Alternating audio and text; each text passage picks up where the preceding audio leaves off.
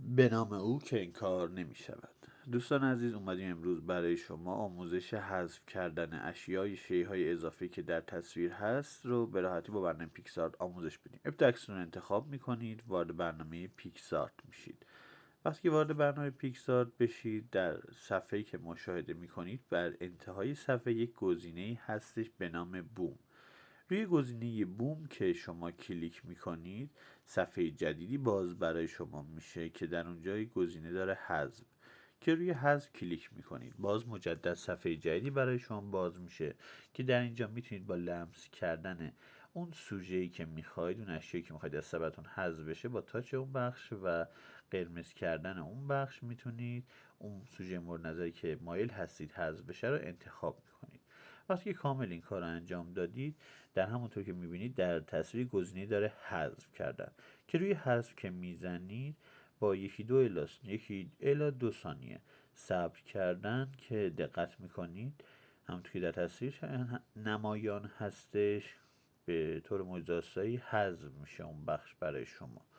و وقتی که این بخش برای شما حذف شد، شما دقت کنید بدون اینکه اصلا بخواد هیچ چیزی که معلوم باشه یا اثری از خودش رد پای بذاره، هیچ چیزی ازش نمایان نیست دیگه در تصویر. و وقتی که این کار رو کردید، شما میتونید با گزینه تیک بالایی که در تصویر هستش بزنید و در مرحله بعد گزینه سیو رو بزنید.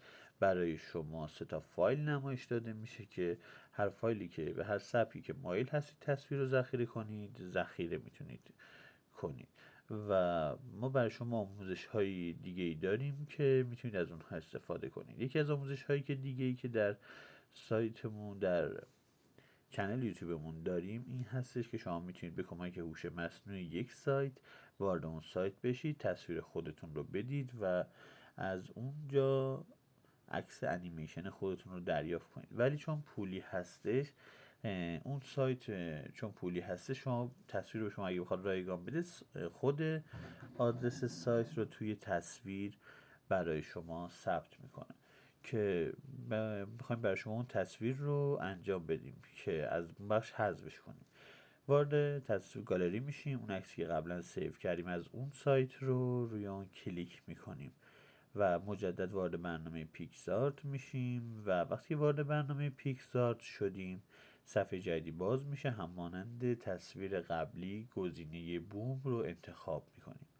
وقتی که وارد صفحه بوم بشید، یه گزینه داره حذف کردن که حذف کردن رو انتخاب کنید، همونطور که در لحظات پیش آموزش دیدید. میاد چیکار میکنید؟ با لمس کردن اون آدرسی که توی تصویر هست، به همین سادگی و راحتی اون بخشی که میخواید نوشته حذف بشه از اون تصویر یا موضوعی که حذف بشه رو انتخاب میکنید. با لمس کردن، تاچ کردن بخش هایی که مایل به حذف کردنش هستید، اون بخش ها رو شما قرمز میکنید. سوژه مورد نظرتون میخواد که حذف بشه رو قرمز میکنید و در انتهای کار مجدد در صفحه همونطور که میبینید گزینه حذف رو میزنید. و وقتی گزینه حذف رو بزنید، با 1 الی 2 ثانیه صبر کردن، به طور معجزه‌آسایی این نوشته حذف میشه و اصلا هیچ ردی دیگه در تصویر شما مشاهده نمیکنید.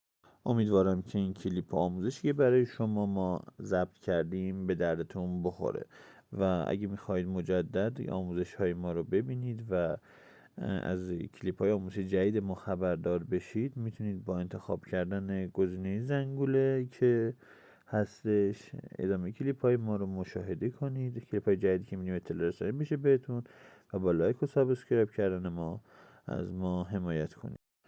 منتظر کلیپ بعدی ما باشید. خدا نگهدار.